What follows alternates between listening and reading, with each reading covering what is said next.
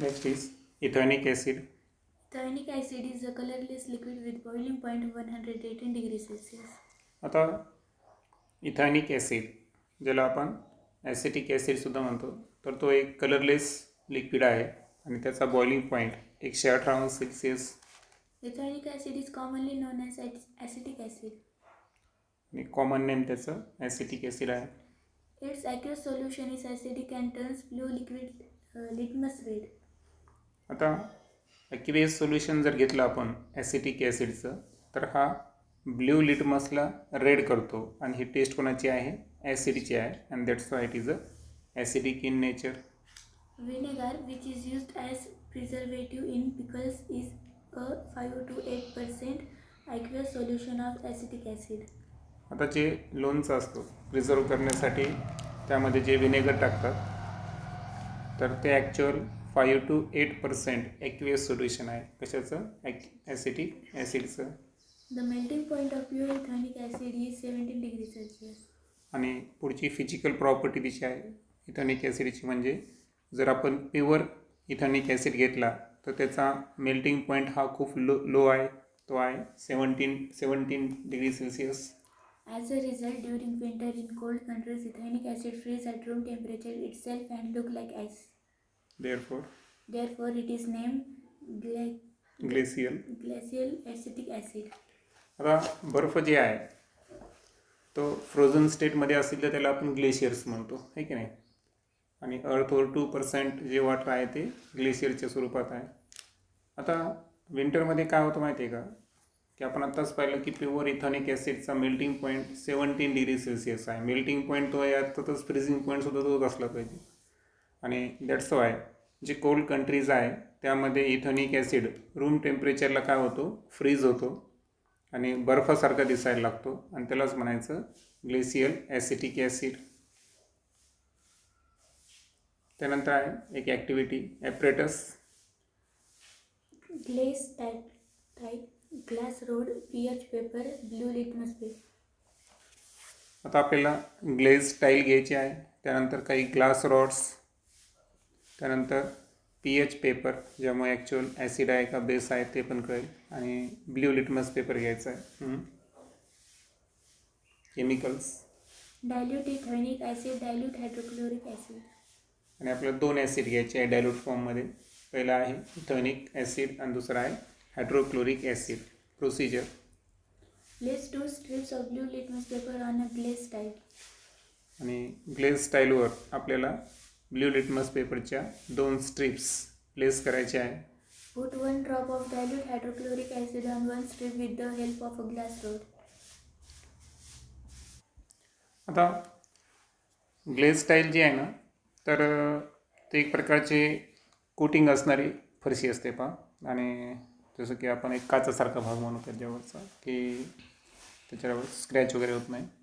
आता आपण काय केलं की ग्लास रॉडच्या मदतीनं काय केलं की सर्वप्रथम पहिल्या इव्हेंटमध्ये आपण हायड्रोक्लोरिक ॲसिड जे आहे त्याचा 1 ड्रॉप आपण ब्ल्यू लिटमस पेपरच्या स्ट्रीपवर काय केला? प्लेस केला. Put 1 drop dilute ethanic acid with the help of another glass rod on the other strip. आणि दुसऱ्या स्ट्रीपवर आपण 1 ड्रॉप हा डायल्यूट इथॅनिक ॲसिडचा काय केला? प्लेस केला. Note the color change taken place in the litmus strip.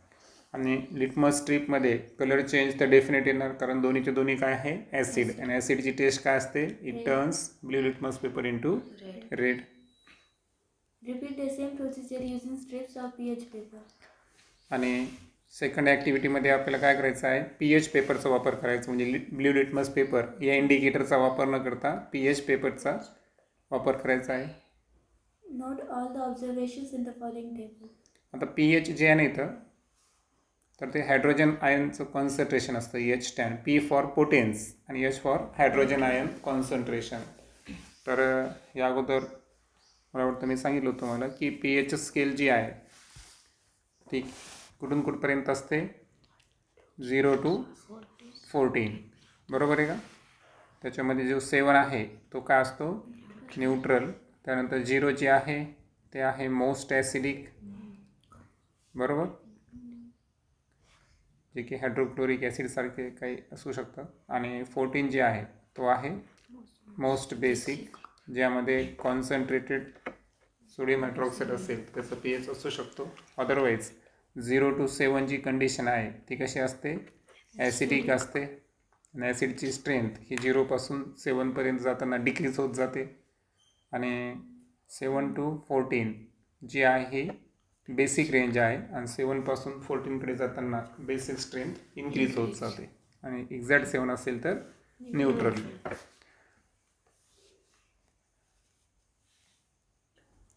आता पहिल्या ॲक्टिव्हिटीमध्ये आपल्याला काय दिलेलं आहे की colour changes in the blue litmus paper दाखवलेला आहे. ओके. आता इथेनिक ॲसिड जो आहे हा ब्ल्यू लिटमस पेपरला काय करतो, रेड करतो. आणि हायड्रोक्लोरिक ॲसिड जो आहे तर तो सुद्धा ब्ल्यू लिटमस पेपरला काय करतो, रेड करतो.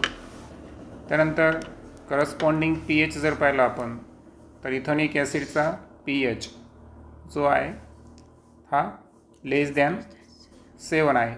ओके. सो पहिले जे ऑप्शन आहे ते राईट असेल, बरोबर आहे का. सेकंड आणि थर्ड नसणार. हायड्रोक्लोरिक ॲसिडसाठी सुद्धा लेस दॅन 7, एक्झॅक्ट 7 आणि ग्रेटर दॅन 7 नसणार. त्यानंतर colour change seen on the pH पेपर. pH पेपरवर कोणता कलर चेंज येतो. त्यानंतर colour change seen on the pH paper जर पाहिला तर जो इथेनिक ॲसिड आहे ना तो pH पेपरला ॲक्च्युअल कोणत्या रंगामध्ये कन्वर्ट करतो, ऑरेंज रंगामध्ये कन्वर्ट करतो. ओके.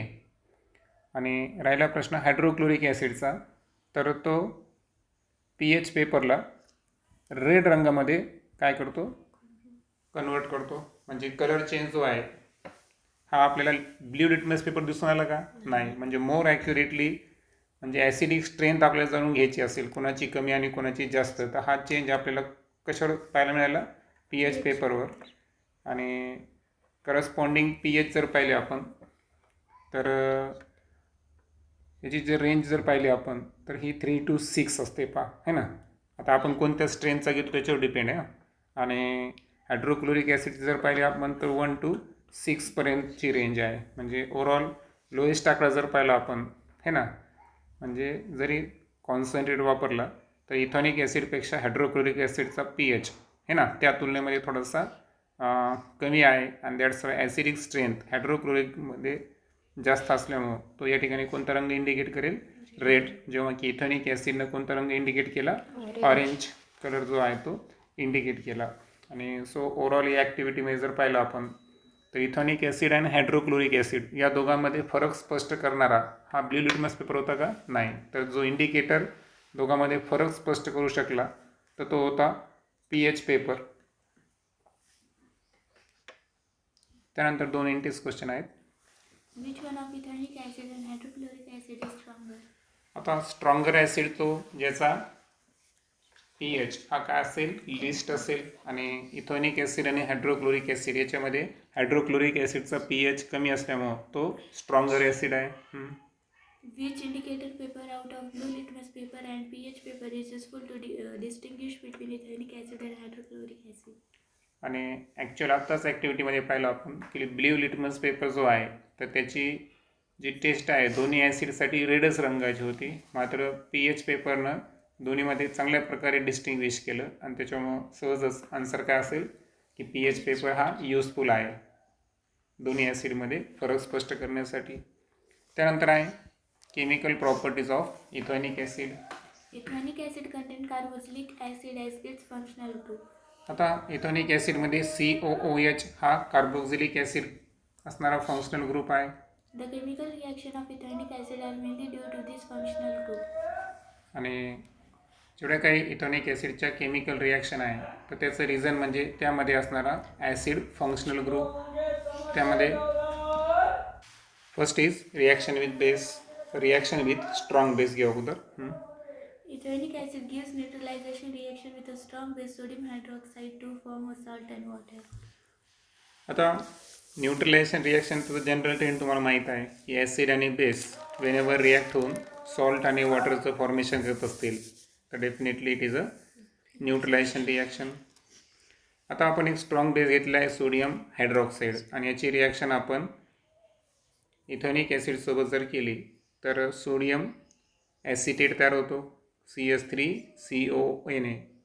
आता हा जो सोडियम ॲसिटेट आहे तर तो एक प्रकारचा सॉल्ट आहे आणि बाय प्रोडक्ट आहे water. The IUPAC name of the salt formed here is sodium ethionate, while its common name is sodium acetate. आता सांगितलं की जे सॉल्ट तयार झाला त्याचं जनरल नेम काय आहे सोडियम ॲसिटेट आणि IUPAC नेम आहे sodium इथेनॉएट. You have learned in the previous standard that acetic acid is a weak acid. आता या अगोदरच्या इयत्तेमध्ये आपण पाहिलं आहे की ॲसिटिक ॲसिड हा स्ट्रॉंग ॲसिडमध्ये येतो का? नाही. तर तो कोणत्या ॲसिडमध्ये येतो? वीक ॲसिडमध्ये असतं. Will the salt sodium acetate be neutral? मग प्रश्न असा आहे की जो सॉल्ट या ठिकाणी तयार झालेला आहे सोडियम ॲसिटेट हा न्यूट्रल आहे का? आता ओव्हरऑल काय झालं बरं की वीक ॲसिडनं स्ट्रॉंग बेससोबत काय केलं रिॲक्ट झालेलं आहे. आणि या अगोदरच्या इयत्तेमध्ये पाहिलं होतं आपण की वीक ॲसिड जो आहे हा स्ट्रॉंग बेससोबत जर रिॲक्ट होत असेल तर तो जो सॉल्ट तयार करतो त्यामध्ये बेसचं थोडं प्रोपोर्शन असतं. याचा अर्थ जो सॉल्ट तयार झाला कोणता आहे बेसिक सॉल्ट आहे तो न्यूट्रल नाही. त्यानंतर आहे इथेनॉइक ॲसिडचे आता आपल्याला कार्बोनेट आणि बायकार्बोनेटसोबत कोणती रिॲक्शन होते त्या संदर्भात एक ॲक्टिव्हिटी पाहिजे आहे. Apparatus, Big test tube, small test tube, bent gas delivery tube, rubber cork, thistle funnel, stand, etc. आता या ॲक्टिव्हिटीसाठी आपल्याला 2 टेस्ट ट्यूब घ्यायचे, एक लहान एक मोठी. त्यानंतर एक गॅस डिलिव्हर करण्यासाठी एक ट्यूब घ्यायची आहे पण ती थोडीशी बेंड पाहिजे. आकृतीमध्ये दाखवल्याप्रमाणे गॅस डिलिव्हरी ट्यूब आहे. त्यानंतर रबर कॉर्क पाहिजे जेणेकरून गॅस वगैरे लीक होणार नाही. ओके, कॉर्क पण दाखवलं आहे. आणि त्यानंतर एक थिसेल फनेल. ओके, जसं की वरच्या बाजूला जर पाहिलं आपण तर त्याच्यामधून आपल्याला सोल्युशन टाकता येईल अशा पद्धतीचं नळसा आपल्याला पाहिजे. आणि स्टँड. ओके, केमिकल्स पाहू आपण. Acetic acid, sodium carbonate powder, freshly prepared limes water. आता आपल्याला जे केमिकल्स घ्यायचे त्यामध्ये पहिला आहे ॲसिटिक ॲसिड, त्यानंतर Na2CO3 सोडियम कार्बोनेट जे आहे त्याची पावडर घ्यायची आहे आपल्याला आणि फ्रेशली प्रिपेअर लाईम वॉटर घ्यायचा आहे. ओके, यामध्ये लाईम वॉटर जो आहे तो कॅल्शियम हायड्रॉक्साईड असेल. Procedure Arrange the apparatus as shown in figure. आता फिगरमध्ये दाखवल्याप्रमाणे आपल्याला अरेंजमेंट करायची आहे. Place sodium carbonate powder in the big test tube. आता आकृतीमध्ये पाहू शकतो तुम्ही की मोठ्या टेस्ट ट्यूबमध्ये काय प्लेस केलेलं आहे सोडियम कार्बोनेट पावडर आहे समजा. Pour 10 ml acetic acid through the crystal funnel. आणि वरचं जे थिसल फनेल आहे त्याच्यामधून आपल्याला 10 ml काय टाकायचं त्याच्यामध्ये acetic acid. Observe the changes taking place in the two test tubes. आणि आपल्याला टेस्ट ट्यूबमध्ये कोणते चेंजेस येतात ते आपल्याला चेक करायचे आहे. आता रिॲक्शनमध्ये ऑब्झर्वेशनसाठी आपल्याला काही क्वेश्चन दिले ते क्वेश्चन आपण पाहू. Which gas does come out as effluence in the big test tube? आता जी मोठी टेस्ट ट्यूब आहे तर काय होतं की ॲसिटिक ॲसिड जो आहे हा सोडियम कार्बोनेटसोबत जेव्हा रिॲक्ट होतो ना तर यामध्ये 3 प्रोडक्ट्स तयार होतात. पैकी इफ्लुएन्सेस जे तयार होतात तो गॅसियस सबस्टन्स कोणता आहे कार्बन डायऑक्साईड जो गॅस डिलिव्हरी ट्यूबमधून कशामध्ये जाईल आता फ्रेशली प्रिपेअर्ड लाईम वॉटर अर्थातच लाईम वॉटरसोबत कॅल्शियम हायड्रॉक्साईडसोबत तो रिॲक्ट होणार. Why are bubbles seen in the small test tube? आता स्मॉल टेस्ट ट्यूबमध्ये जे बबल्स तयार झाले तर त्याचं रिझन काय? कारण आपल्याला माहिती आहे की कार्बन डायऑक्साईड जो आहे तो सोडियम कार्बोनेटसोबत त्या ठिकाणी रिॲक्ट होतो आणि जे लाईम वॉटर आहे फ्रेशली प्रिपेअर्ड तर काय होऊन जातं त्या ठिकाणी मिल्की होऊन जातं. अर्थातच त्या ठिकाणी व्हाईट रंगाचं प्रिसिप्टेट तयार होतं कॅल्शियम कार्बोनेट आणि दॅट्स वाय त्या प्रिसिप्टेटमुळंच ते मिल्की दिसतं. आणि okay next. What is the color change in the lime water? Write the related equation. आता लाईम वॉटर मिल्की झालेलं आहे आणि आपल्याला रिलेटेड इक्वेशन्स काय करायचे आहे नोट डाऊन करायचे आहेत. ओके, आता पहिली जी रिॲक्शन आहे ती आपल्याला विचारलं आहे, ते आपल्याला मला वाटतं पुढे टेक्स्टबुकमध्ये पण दिलेली आहे. ओके,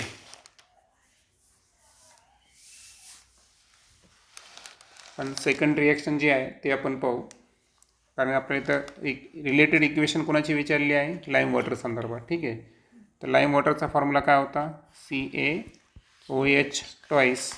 इफरवन्सेसनं जो गॅस त्या ठिकाणी एंटर झाला होता तो कोणता होता, carbon dioxide.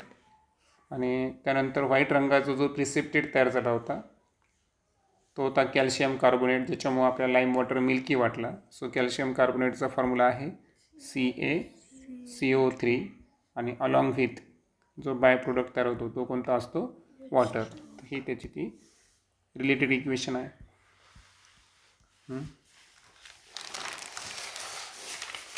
In this activity, ethanoic acid reacts with the basic salt, namely sodium carbonate, to form a salt named sodium ethanoate, water and carbon dioxide gas. आता या ॲक्टिव्हिटीमध्ये जर पाहिलं आपण तर इथेनॉइक ॲसिड जो आहे तर हा ॲक्च्युअल कोणासोबत रिॲक्ट झाला, बेसिक सॉल्टसोबत रिॲक्ट झालेला आहे. ओके, आणि दॅट्स वाय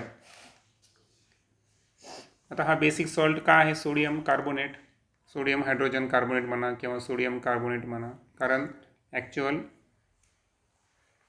वीक ॲसिड आणि स्ट्रॉंग बेस यापासून तो तयार झालेला आहे, Na2CO3. That's why it is a basic salt. म्हणून इथेनिक ॲसिड जो आहे हा बेसिक सॉल्टसोबत रिॲक्ट होऊन कशाचं फॉर्मेशन करतो, बेसिक सॉल्टचं नाव आहे सोडियम कार्बोनेट आणि फॉर्मेशन करतो सॉल्ट. तो सॉल्ट आहे CH3COONA, ज्याला आपण काय म्हणू, सोडियम इथेनॉएट. त्यानंतर तयार झालं H2O, अर्थातच वॉटर, आणि जो गॅस या ठिकाणी इफ्लुएन्सेस स्वरूपात बाहेर पडला तो होता कार्बन डायऑक्साईड गॅस. आता ही रिॲक्शन कोणासोबत घेतली आपण, Na2CO3, सोडियम कार्बोनेट, ज्याला आपण वॉशिंग सोडा सुद्धा म्हणतो. The carbon dioxide gas of the effervescence passes through the gas delivery tube and react with the lime water in the small test tube. आता जो CO2 गॅस इफ्लुएन्सेस बाहेर पडला होता या रिॲक्शनमध्ये, तर तो गॅस डिलिव्हरी ट्यूब जी आहे बेंड स्वरूपाची, तिथून तो कोणाकडे गेला, लाईम वॉटरकडे गेला स्मॉल टेस्ट ट्यूबमध्ये. Lime water turns milky is the taste of carbon dioxide gas. आणि आताच आपण रिॲक्शन पाहिलं की लाईम वॉटर जो आहे हा मिल्की झाला, कॅल्शियम कार्बोनेटचं त्या ठिकाणी फॉर्मेशन झालं, आणि actual carbon dioxide gas present आहे का नाही त्यासाठी ही काय आहे, टेस्ट आहे. If sodium bicarbonate is used instead of sodium carbonate in the above activity, similar observations are obtained. आणि आता वॉशिंग सोड्याच्या ऐवजी जर बेकिंग सोडा वापरला आपण, सोडियम बायकार्बोनेट, ज्याचा फॉर्म्युला आहे NaHCO3, तर अलॉंग विथ सोडियम आणि अलॉंग विथ इथेनॉइक ॲसिड त्याची आपण रिॲक्शन जर केली तर तयार होतो CH3CONA. म्हणजे इथं पण काय तयार झाला, सोडियम ॲसिटेट, आणि फॉर्मेशन झालं H2O आणि CO2. म्हणजे दोन्हीमध्ये बाय प्रोडक्ट कसे आहे, सारखे. Explain this reaction. Why does the lime water turns milky in the above activity?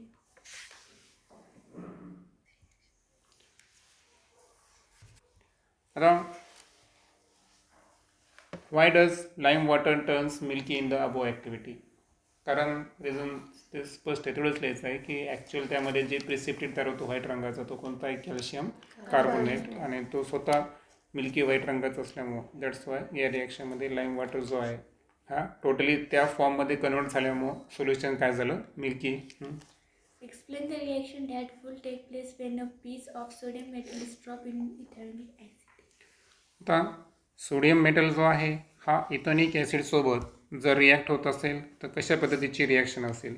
Okay, तर पहा आपल्याला माहीत आहे ethanoic acid CH3COOH along with sodium metal, जर ही रिॲक्शन आपण घडून आणली तर यामध्ये काय होतं की CH3COO आणि हायड्रोजन जो आहे त्याला सोडियम मेटल रिप्लेस करतो. पण जेव्हा की हायड्रोजन हा डायॲटॉमिक असल्यामुळं त्याचा फॉर्म्युला काय असेल, H2.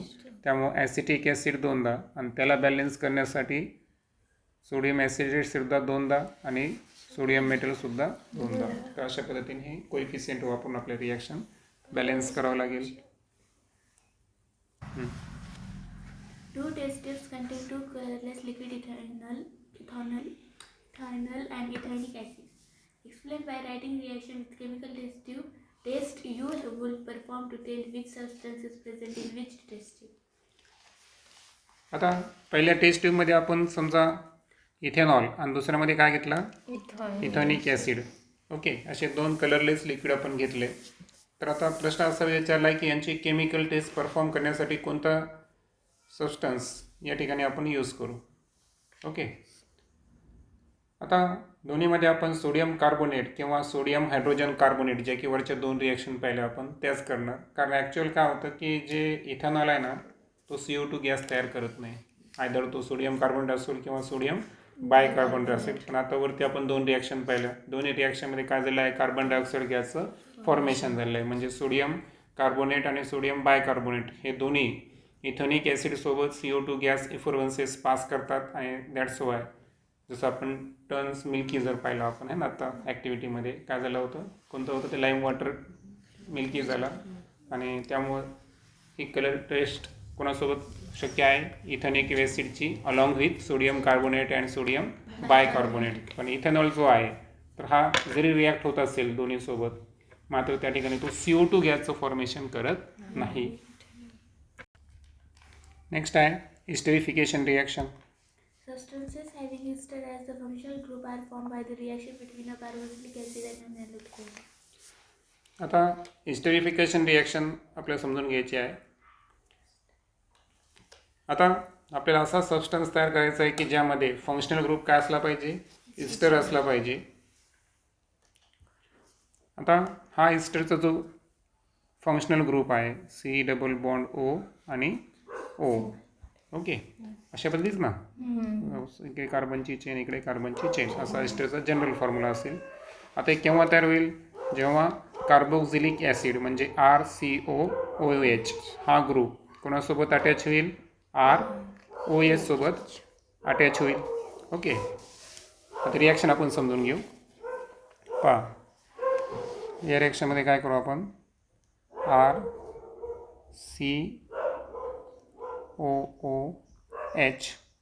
आणि प्लस ROH ही रिॲक्शन जर केली आपण तर पहा इथला जो बॉन्ड आहे OH सोबत, कारण इथे पण लक्षात घ्या COOH ची रचना कशी आहे, वाटल्यास मी साईडला लिहितो. C ऑक्सिजनसोबत डबल बॉन्ड आणि हायड्रॉक्झिलसोबत काय असतो, सिंगल बॉन्ड. तर हायड्रॉक्झिलसोबतचा सिंगल बॉन्ड ब्रेक व्हायला, बरोबर आहे का. त्यानंतर O आणि H याच्यामध्ये पण सिंगल बॉन्ड आहे. तर यामधला सुद्धा H जो आहे ऑक्सिजन आणि हायड्रोजनचा काय व्हायला, बॉन्ड ब्रेक व्हायला. आणि हा जो ऑक्सिजन आहे हा ऑक्सिजन डायरेक्ट कार्बोक्झिलिक जो CO ग्रुप आहे त्याच्यासोबत काय होतो, बॉन्ड तयार करतो. आणि दॅट्स वाय इथं तयार होतो R. आता हा C डबल बॉन्ड होतो त्याचा स्वतःचा आणि अल्कोहोलमधला कोणता घेतला आपण, O. आणि व्हॅलेन्सी सॅटिस्फाय करण्यासाठी हा जो दुसरा R आहे ना, कार्बनची लॉंगेस्ट चेन. आता हे सारखी असेल किंवा डिफरंट असेल, बरं सारखी असेल तर RR लिहितो, वेगळी असेल तर R डॅश लिहितो आपण. आणि प्लस या रिॲक्शनमध्ये काय तर होतं, H2Oचं फॉर्मेशन होतं. तर ही आहे इस्टरिफिकेशन रिॲक्शन. म्हणजे आता या रिॲक्शन झालं काय की तुमच्या सहज लक्षात येईल की कार्बोक्झिलिक ॲसिड आणि अल्कोहोल हे 2 एकत्र आले तर कशाचं फॉर्मेशन करतात, इस्टरचं फॉर्मेशन करतात आणि वॉटर रिमूव्ह होतं. Apparatus, Test tube, breakers, burner, etc. आता याच्यामध्ये आपल्याला टेस्ट ट्यूब घ्यायची आहे, त्यानंतर एक बेकर घ्यायचा आहे आणि एक बर्नर घ्यायचा आहे. Okay, chemicals, Glacial, ethylenic acid, ethanol, concentrated sulfuric acid, etc. आता यामध्ये ग्लेशियल इथेनिक ॲसिड, इथेनॉल आणि कॉन्सन्ट्रेटेड सल्फ्युरिक ॲसिड असे काही केमिकल्स आपल्याला घ्यायचे आहेत. आता तुम्ही म्हणताल की इथेनिक ॲसिड आणि ग्लेशियल इथेनिक ॲसिडमध्ये काय फरक आहे. ओके, तर जे पाण्याचं प्रमाण त्यांच्यामध्ये आहे ना त्यावरून त्याच्यामध्ये फरक आहे. पहा जसं की आपण ॲसिटिक ॲसिड जर पाहिला आपण, ओके, तर तो व्हिनेगरमध्ये होता 4 to 6% ॲसिटिक ॲसिड. ओके, तर हा जो आहे हा फूड ॲडिक्टिव्ह आहे आणि जनरली प्लांट्स आणि ॲनिमल्समध्ये दिसून येतो. परंतु जो ग्लेशियल ॲसिटिक ॲसिड आहे ना तर त्याच्यामध्ये पाण्याचं प्रमाण हे 1% पेक्षा सुद्धा कमी असतं.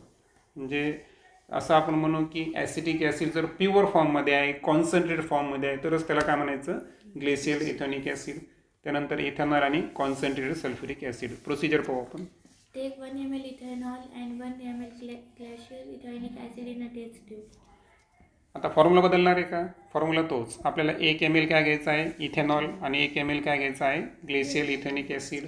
Add a few drops of concentrated sulfuric acid in it. आणि त्यानंतर त्यामध्ये आपल्याला जो कॉन्सन्ट्रेट फॉर्ममधला ॲसिड आहे आपल्याकडं, सल्फ्युरिक ॲसिड, तो त्याच्यामध्ये ॲड करायचा आहे, त्याचे काही drops. Keep this test tube in the beaker containing hot water for 5 minutes. आता यामध्ये कॉन्सन्ट्रेटेड सल्फ्युरिक ॲसिड जो आहे हा कशी भूमिका करेल, ॲज अ कॅटलिस्ट. ओके. आता आता ही टेस्ट ट्यूब आपल्याला काय करायचं आहे, अशा बेकरमध्ये समाविष्ट करायची की ज्याला आपण त्याच्यामध्ये काय असेल, हॉट वॉटर किंवा हॉट वॉटर बाथ असेल. आणि ही रिॲक्शन आपल्याला जवळपास किती वेळ त्यासाठी करायची आहे, 5 मिनिटासाठी. Then take 20 to 30 ml water in another beaker and pour the above reaction mixture in it and smell it. आणि त्यानंतर 20 ते 30 मिलीलिटर वॉटर जे आहे हे आपल्याला अनदर बेकरमध्ये घ्यायचं आहे आणि पोर द अबो रिॲक्शन मिक्सचर, या रिॲक्शनमध्ये जो मिक्स झालेला आहे त्या वॉटरमध्ये टाकायचं आपल्याला, ज्या दुसऱ्या भांड्यामध्ये आपण 20 ते 30 ml वॉटर घेतलेलं आहे. आणि त्यानंतर त्याची स्मेल बघायची आपल्याला. Ethanoic acid reacts with ethanol in presence of an acid catalyst and ester. Ethyl ethanoate is formed. आता या रिॲक्शनमध्ये झालं काय की जो इथेनिक ॲसिड होता ज्याचा फॉर्म्युला काय आहे, CH3COOH, तर याची रिॲक्शन आपण कोणासोबत केली, इथेनॉल, CH3CH2OH. आता इथं ॲसिड लिहायची गरज आहे का, नाही. सल्फ्युरिक ॲसिड जो आहे तो कोणी कॅटलिस्ट आहे. तयार झालेला जो घटक होता तो होता इथिल इथेनोएट, जो एक इस्टर आहे. आणि याच्यामध्ये पहिला आर कोण आहे, CH3, आणि दुसरा आर कोण आहे, CH2. CH3 मध्ये COO, इथिल इथेनोएट असं त्याचं नाव आहे, कारण त्या कार्बनचा पण त्याच्यामध्ये समावेश करावा लागतो. ओके. आणि अलॉंग विथ काय तयार झालं, यामध्ये वॉटरचं फॉर्मेशन झालं. आता इस्टर ग्रुप प्रेझेंट आहे. रिॲक्शनचं मेकॅनिझम तर मी वरही सांगितलेलं आहे की नाही, की बॉन्ड कोणता ब्रेक होतो, हा OH आणि इथला H, हे दोन्ही रिॲक्ट होतील. आणि इथला जो C डबल बॉन्ड ग्रुप आहे या ऑक्सिजनसोबत रिॲक्ट होऊन इकडे एक कार्बनची चेन, इकडे एक कार्बनची चेन, अशा पद्धतीनं इथिल इथेनोएटचं फॉर्मेशन होतं. Ester have sweet odor. आता आपण जे ॲक्टिव्हिटी दरम्यान 20 ते 30 ml दुसऱ्या वेसलमध्ये घेतलं होतं आणि त्याच्यात त्याच प्लेस केलं होतं. प्लेस का केलं बरं, कारण सॉफ्ट केला म्हणजे आपल्याला डायल्यूट करायचं होतं ना, कॉन्सन्ट्रेटेडचा आपण स्मेल घेऊ शकत नाही, त्याच्यामुळं आपण तिकडं त्याला ॲड केलं. आणि सो या रिॲक्शनमध्ये इस्टरचा जर आपण वास पाहिला तर तो कसा आहे, थोडासा स्वीट आहे. Majority of fruits owe their odor to a particular ester present in them. आणि फळांमध्ये जे सुगंध असतो तर ते बिकॉज ऑफ त्याच्यामध्ये काय प्रेझेंट असतं, Easter. Esters are used for making fragrance and flavoring agents.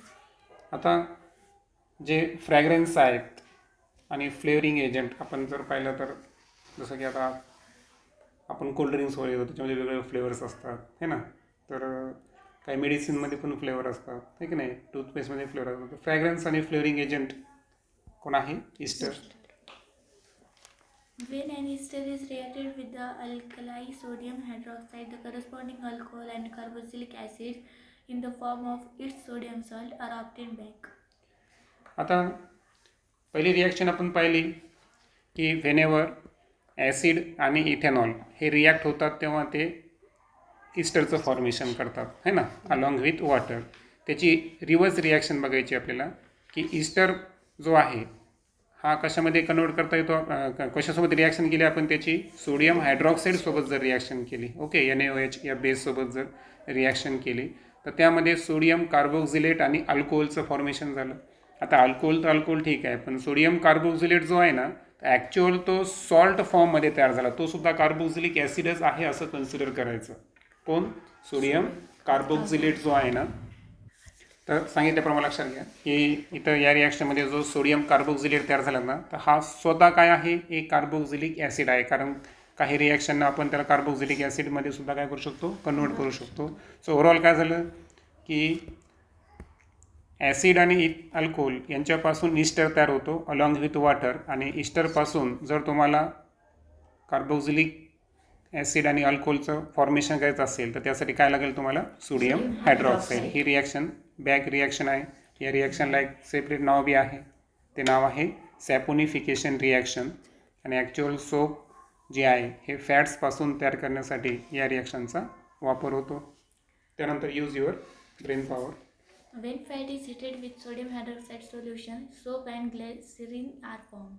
Which functional groups might be present in fat and glycerin? What do you think? आता या रिॲक्शनमध्ये काय झालं की जे फॅट आहे त्याची रिॲक्शन कोणासोबत केली आपण? Sodium hydroxide. So fat plus sodium hydroxide यांच्या रिॲक्शनपासून कोणाचं फॉर्मेशन झालं? सोप आणि ग्लिसरीन. ओके, सो पहिला प्रोडक्ट तयार झाला सोप, त्यानंतर आपण वरती पण पाहिलं आपण, आणि दुसरं काय तयार झालं? ग्लिसरीन.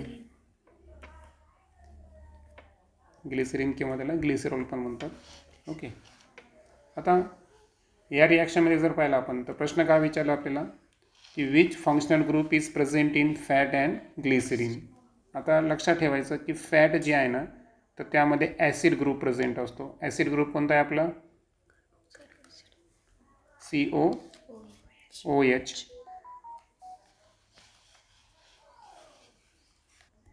आणि जे ग्लिसरीन आहे तर त्यामध्ये जो फंक्शनल ग्रुप प्रेझेंट असतो तो असतो अल्कोहोलिक ग्रुप. ओके, नेक्स्ट व्हिडिओमध्ये आपण मॅक्रोमॉलिक्युल्स अँड पॉलिमर संदर्भात डिस्कस करू.